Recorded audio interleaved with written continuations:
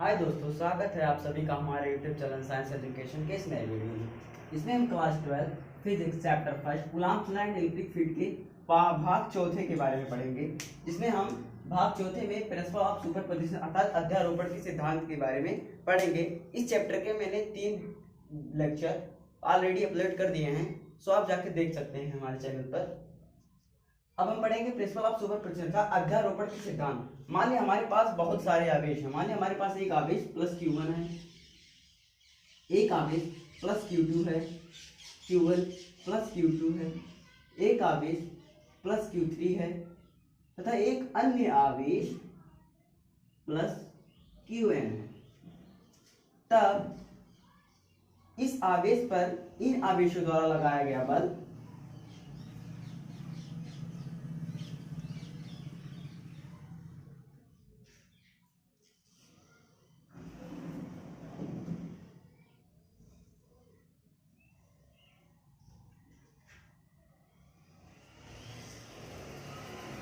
Plus Q1 आवेश पर plus Q2 के द्वारा लगाया गया जो बल होगा वो यहाँ पर डिस्टेंस तो अलग आता है लेकिन बल अलग अलग होगा। जैसे बल लगाया जा रहा है 1 पर और किसके द्वारा लगाया जा रहा है 2 पर, तो हमारा यहाँ फोर्स 1 ड्यू टू 2। अब प्लस Q3 के कारण Q1 पे लगाया गया बल F1 अब प्लस Q1 के कारण Qn के कारण Q1 पे लगाया गया बल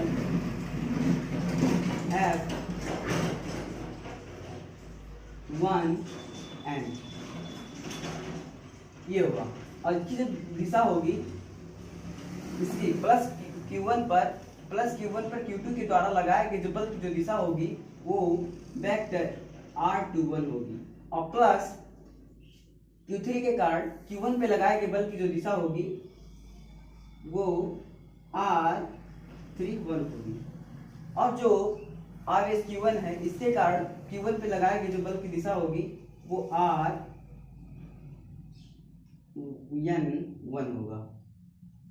तो अध्यारोपण का सिद्धांत यह कहता है कि बहुल आवेशों के किसी निकाय पर बहुल आवेशों को, ये हमारा क्या हो गया, बहुत सारे आवेश हैं तो ये हमारा क्या हो गया, एक सिस्टम हो गया। बहुत सारे आवेश हैं तो ये क्या हो गया, हमारा एक सिस्टम हो गया। अर्थात बहुल आवेशों के किसी निकाय पर किसी एक बिंदु पर अर्थात किसी एक आवेश पर किसी एक बिंदु पर लगने वाला आकर्षण अथवा प्रतिकर्षण बल, अगर यहाँ हमारा प्लस चार्ज होगा और ये भी प्लस होगा तो एक दूसरे के आपको यहाँ पर प्रतिकर्षण बल लगेगा। और यदि यहाँ पर कोई चार्ज माइनस हो तो यहाँ पर क्या लगेगा, आकर्षण बल लगता है। अर्थात यही कहा था अध्यारोपण का सिद्धांत, बहुल आवेशों के किसी निकाय पर किसी एक बिंदु पर लगने वाला आकर्षण अथवा प्रतिकर्षण बल अन्य आवेशों द्वारा लगाए गए आकर्षण अथवा प्रतिकर्षण बल के सदिश योग के बराबर होता है। अर्थात F equal to F12 plus F13 plus F1n। अब यहां हम लिखेंगे अध्यारोपण के सिद्धांत से, अध्यारोपण के सिद्धांत से, अध्यारोपण के सिद्धांत से। अब यहां हम लगाएंगे अध्यारोपण के सिद्धांत से, हम यहां पर लगाएंगे कूलाम के नियम का। अब यहां पर हम कूलाम का नियम भी रखेंगे। अध्यारोपण के सिद्धांत से हमारा ये होगा। अर्थात अध्यारोपण के सिद्धांत से F बराबर F12 plus F13 plus F1n। अब यहां लिखेंगे कूलाम के नियम से, कूलाम के नियम से। अब कूलाम का नियम क्या कहता है, कूलाम के नियम का फार्मूला पहले ही ड्राइव करा चुके हैं। कूलाम का नियम का जो फार्मूला है F equal to 1/4 pi epsilon not Q1 Q2 upon R square होता है। तो हम यहां लिखेंगे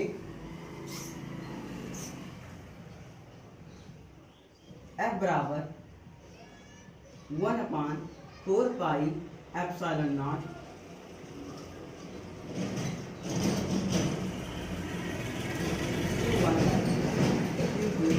बटे आर। अब यहाँ हम देखेंगे ये चार्ज, अब ये चार्ज 2 के लगाया जा रहा है, यानी कि R2 स्क्वायर इंटू आर, दिशा क्या होगी 2 1 plus Q1 into Q3 upon R3 का whole square into R3 due to 1 plus Q1 into Qn बटा Rn स्क्वायर इंटू एकांक वेक्टर Rn1।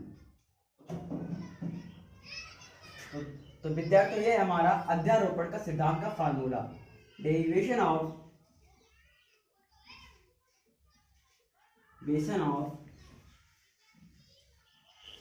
प्रिंसिपल ऑफ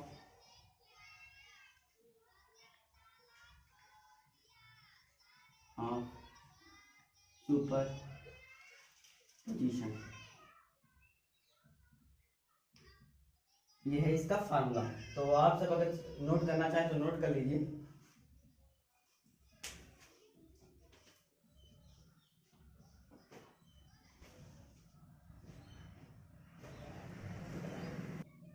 तो विद्यार्थी ये था हमारा अध्यारोपण का सिद्धांत। आप सब इसे नोट कर लिए होंगे, इसे हम मिटा देते हैं। अगला टॉपिक हमारा है इलेक्ट्रिक फील्ड, वैद्युत क्षेत्र। अब हम वैद्युत क्षेत्र के बारे में पढ़ेंगे, वैद्युत क्षेत्र के लाक्षणिक गुण अर्थात वैद्युत क्षेत्र के गुण पढ़ेंगे, फिर वैद्युत क्षेत्र के गुण में से हम उस पर डेरिवेशन करेंगे।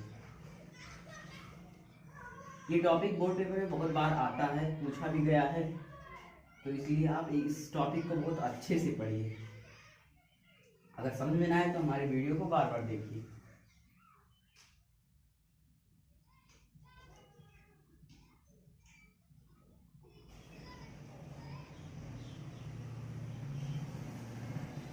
तो हमारा टॉपिक है इलेक्ट्रिक फील्ड।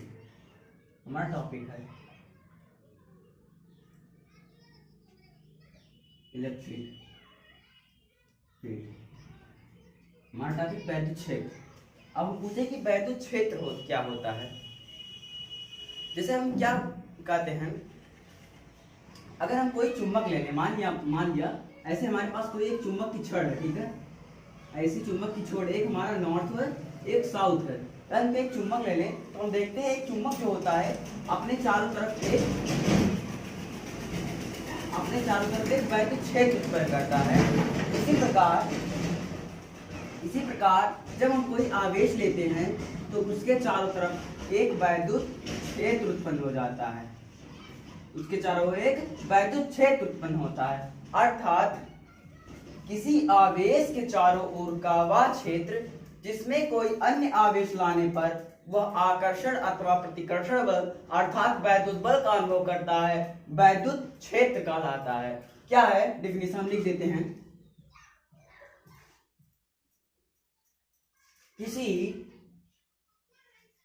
किसी आवेश के चारों ओर का वह क्षेत्र जिसमें कोई अन्य आवेश लाने पर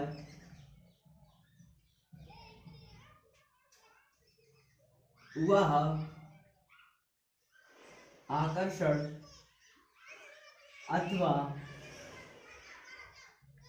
प्रतिकर्षण बल का अनुभव करता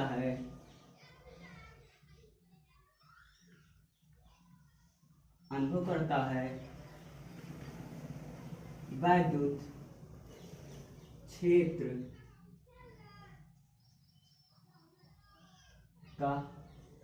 लाता है। विद्यार्थियों, ये हमारा हो गया वैद्युत क्षेत्र। हम आपको बता दें कि वैद्युत क्षेत्र के दो लाक्षणिक गुण होते हैं। वैद्युत क्षेत्र, इसे हम लिख देते हैं, नोटेड पॉइंट है। वैद्युत क्षेत्र के दो गुण होते हैं। पहला होता है वैद्युत क्षेत्र की तीव्रता, दूसरा होता है वैद्युत विभव। क्या होता है? वैद्युत क्षेत्र की तीव्रता, intensity of electric field. Next होता है वैद्युत विभव, जिसे बोलते हैं इलेक्ट्रिक पोटेंशियल। ये होता है हमारा वैद्युत क्षेत्र। अर्थात फिर से एक बार हम इसको रिवीजन कर देते हैं। किसी आवेश के चारों ओर का वह क्षेत्र जिसमें कोई अन्य आवेश लाने पर वह आकर्षण अथवा प्रतिकर्षण बल का अनुभव करता है, वैद्युत क्षेत्र कहलाता है। वैद्युत क्षेत्र के दो गुण होते हैं। एक वैद्युत क्षेत्र की तीव्रता अर्थात intensity of electric field and वैद्युत विभव अर्थात इलेक्ट्रिक पोटेंशियल होता है। अब हम सिर्फ वैद्युत क्षेत्र तीव्रता अर्थात electric intensity of electric field के बारे में पढ़ेंगे। ये हमारा एक अलग सा चैप्टर ही है। तो हम आप पढ़ेंगे वैद्युत क्षेत्र की तीव्रता।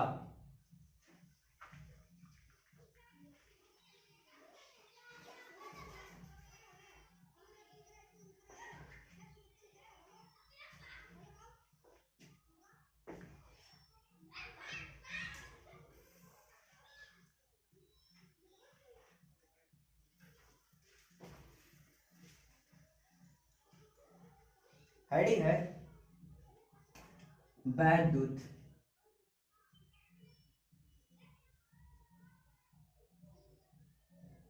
क्षेत्र की तीव्रता। हेडिंग है वैद्युत क्षेत्र की तीव्रता अर्थात इंटेंसिटी ऑफ इलेक्ट्रिक फील्ड। अब वैद्युत क्षेत्र क्या होता है? हम आप चुंबक के माध्यम से हमको बताएंगे कि हमारे पास एक कोई मैग्नेट है, ठीक है। यदि हमारे पास ऐसे एक मैग्नेट है जिस पर दो सिरा, एक नॉर्थ एक साउथ में, इसका एक क्या होगा, ये चुंबकीय क्षेत्र उत्पन्न होगा, ठीक है। अब इसी चुंबकीय क्षेत्र में अगर हम कोई एक लोहा रख दें तो उस पर क्या होगा आपको पता है, उस पर एक क्या लगेगा, एक फोर्स लगेगा, उस पर एक फोर्स लगेगा। लेकिन यह कितना फोर्स लग रहा है, कितने मात्रा में इस पे फोर्स लग रहा है, ये जानना ही हम क्या कहते हैं, वैद्युत क्षेत्र की तीव्रता। तो इसी पर हम आवेश के कारण उत्पन्न वैद्युत क्षेत्र में उपस्थित किसी आवेश पर बल जानेंगे कि बल कितना लगता है। अब वैद्युत क्षेत्र की तीव्रता होती क्या है? किसी वैद्युत क्षेत्र में मान लिया हमारे पास ऐसे कोई एक आवेश है, ठीक है। मान लिया हमारे पास ऐसे कोई एक आवेश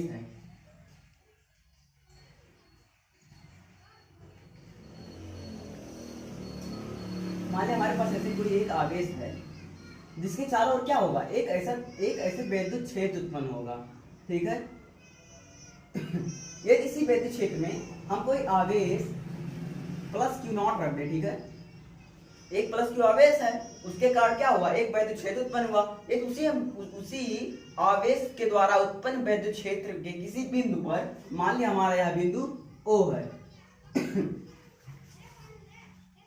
ध्यान लिया इसी बिंदु O पर हम एक प्रेक्षण आवेश प्लस क्यू नॉट रख दें तो क्या होगा, इस आवेश के कारण इस पर एक बल लगेगा। यदि समान आवेश है तो क्या होगा, प्रतिकर्षण बल लगेगा, और यदि से विपरीत चार्ज है तो क्या होगा, एक दूसरे पर आकर्षण बल लगेगा। यही होता है वैद्युत क्षेत्र की तीव्रता। अर्थात किसी वैद्युत क्षेत्र किसी बिंदु पर उपस्थित किसी एकांक आवेश पर लगने वाला आकर्षण अथवा प्रतिकर्षण बल वैद्युत क्षेत्र की तीव्रता कहलाता है। क्या कहलाता है? वैद्युत क्षेत्र की तीव्रता कहलाता है। फिर से एक बार हम बता देते हैं, किसी वैद्युत क्षेत्र में उपस्थित किसी बिंदु पर किसी एकांक आवेश पर लगने वाला बल ही वैद्युत क्षेत्र की तीव्रता होता है। सिंपल वैद्युत क्षेत्र, फिर हम इसका डिफिनेशन पूरा लिख देते हैं, पूरा ड्राइव करते हैं, आप सब लिखिए।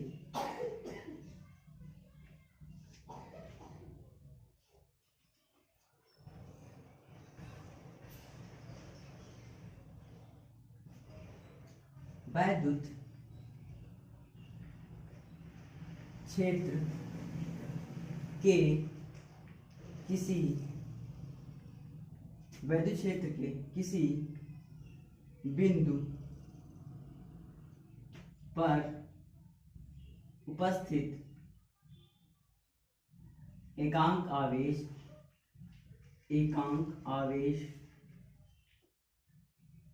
पर लगने वाला आकर्षण अथवा प्रतिकर्षण बल वैद्युत क्षेत्र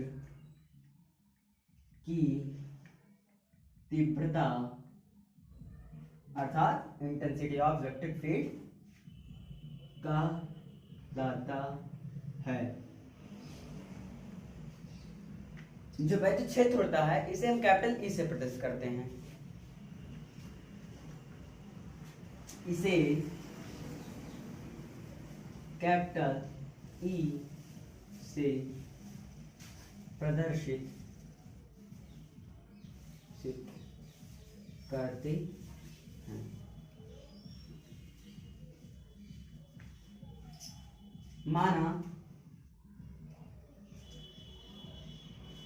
माना कोई वैद्युत क्षेत्र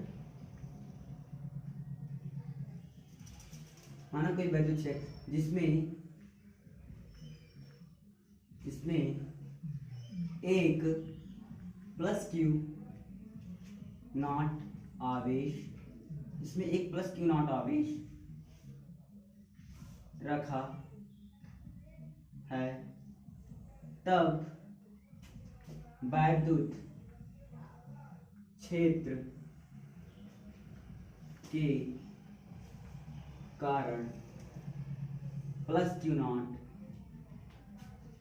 पर लगने वाला बल एफ हो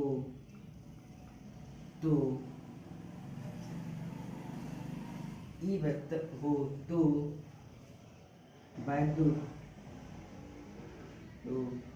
वैद्युत क्षेत्र की तीव्रता ई बराबर एफ बराबर क्यू नॉट होगा।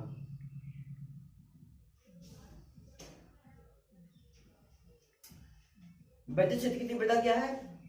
वैद्युत क्षेत्र किसी बिंदु पर उपस्थित एकांक आवेश पर लगने वाला आकर्षण अथवा प्रतिकर्षण बल वैद्युत क्षेत्र की तीव्रता कहलाता है। इसे ई से प्रेजेंट करते हैं।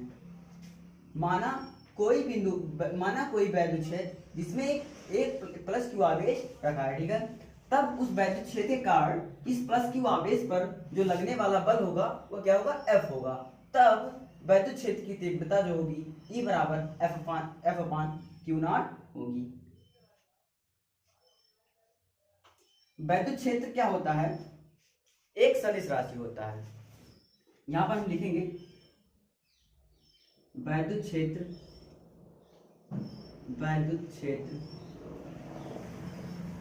सदिश राशि है।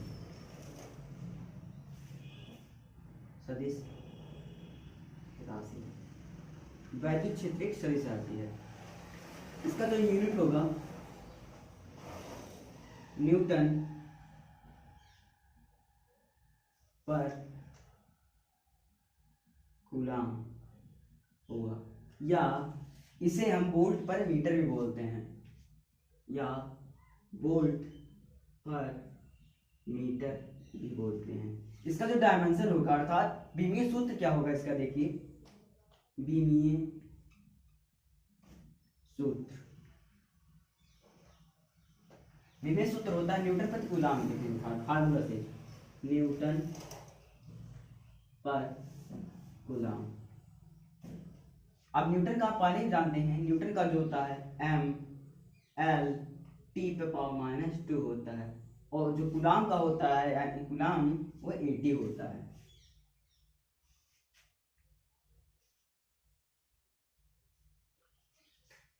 अब एम एल टी पर पावर माइनस 2 ए पर पावर माइनस 1 और टी पर पावर माइनस 1, इसीलिए ये ए और टी ऊपर जाएगा तो माइनस चार्ज हो जाएगा। अब यहाँ पर M L L T power minus 1 है और ये माइनस 1 है, तो यहाँ पर टी पावर माइनस 1 और माइनस 1 क्या हो जाएगा, जुड़ जाएगा, अर्थात विपरीत आवेश है तो जुड़ जाएंगे, तो क्या होगा माइनस माइनस 3 हो जाएगा, टी पावर माइनस 3 और ए पावर माइनस 1 हो जाएगा। यही है वैद्युत क्षेत्र की तीव्रता का ये मात्रक हो गया, ये बीमीय सूत्र हो गया। अब हमारा नेक्स्ट टॉपिक है वैद्युत बल रेखाएं। हमारा नेक्स्ट टॉपिक वैद्युत बल रेखाएं है।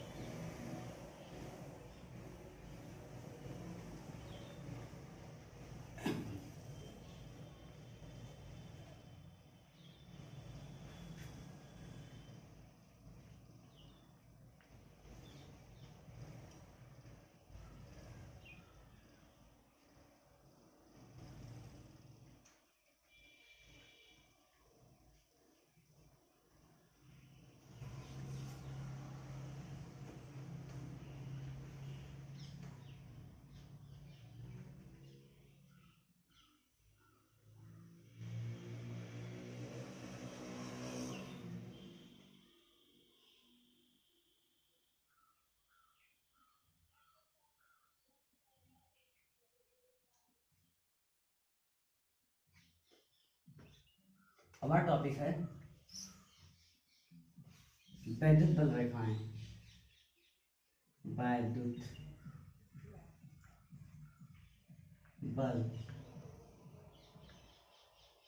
वैद्युत बल रेखाएं।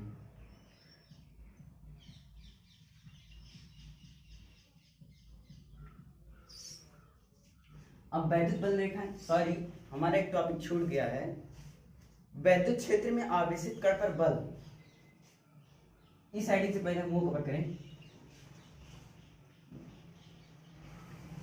वैद्युत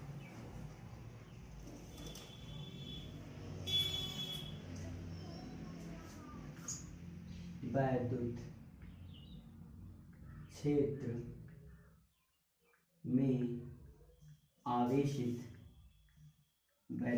में आवेशित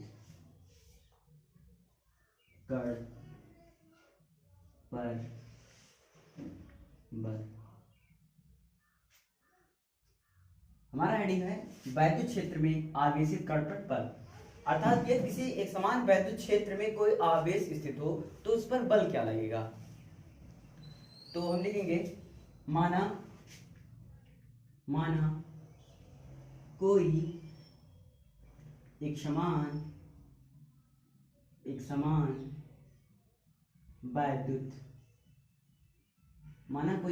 वैद्युत क्षेत्र ई है जिसमें एक प्लस क्यू नॉट, इसमें एक प्लस क्यू नॉट आवेश स्थित है, तब प्लस क्यू नॉट आवेश पर लगने वाला बल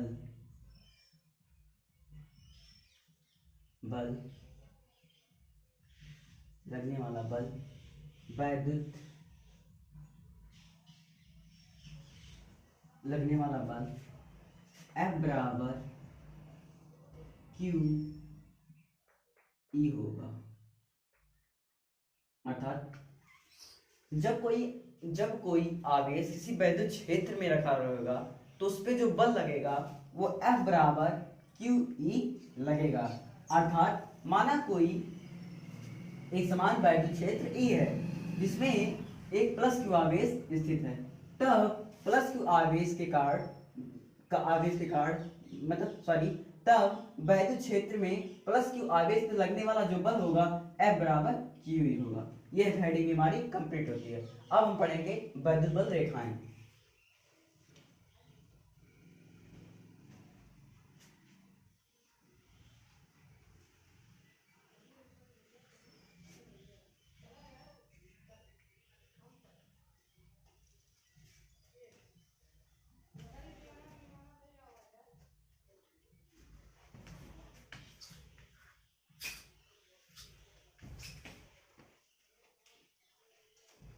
वैद्युत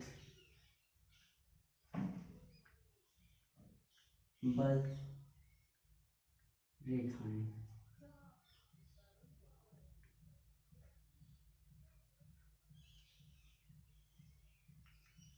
अब वैद्युत बल रेखाएं क्या है? वैद्युत बल रेखाएं वे काल्पनिक निष्कोणीय वक्र रेखाएं होती हैं। वैद्युत बल रेखाएं वो काल्पनिक निष्कोणीय वक्र रेखाएं होती हैं जिन पर एक एकांक धनावेश स्वतंत्र गति करता है। अर्थात वैद्युत बल रेखाएं वे काल्पनिक निष्कोण वक्र रेखाएं होती हैं। वो काल्पनिक निष्कोण वक्र रेखाएं होती हैं। वैद्युत बल रेखाएं में काल्पनिक निष्कोण वक्र रेखाएं होती हैं जिन पर एकांक धन आवेश स्वतंत्र गति करता है।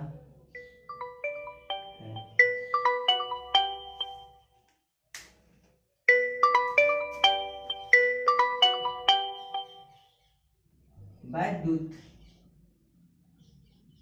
क्षेत्र के किसी बिंदु पर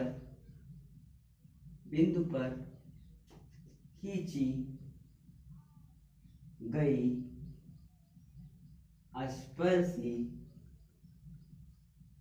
वैद्युत क्षेत्र के बल की दिशा को प्रदर्शित करती है। यह हमारा वैद्युत बल रेखा है। वैद्युत बल रेखा क्या होता है? वैद्युत बल रेखाएं वो काल्पनिक निष्कोण वक्र रेखाएं होती हैं जिन पर एकांक धनावेश स्वतंत्रता पूर्वक गति करता है। वैद्युत क्षेत्र के किसी बिंदु पर खींची गई स्पर्शी वैद्युत क्षेत्र के बल की दिशा को प्रदर्शित करती है। विद्यार्थियों, आज हम सिर्फ इतना ही पढ़ेंगे। अगले दिन हमारा जो टॉपिक होगा वह वैद्युत बल रेखाओं के गुणधर्म अर्थात properties of electric field line के बारे में स्टडी करेंगे। तो अगर हमारा वीडियो अच्छा लगा हो तो लाइक कीजिए, सब्सक्राइब कीजिए और अगले वीडियो के लिए हमारे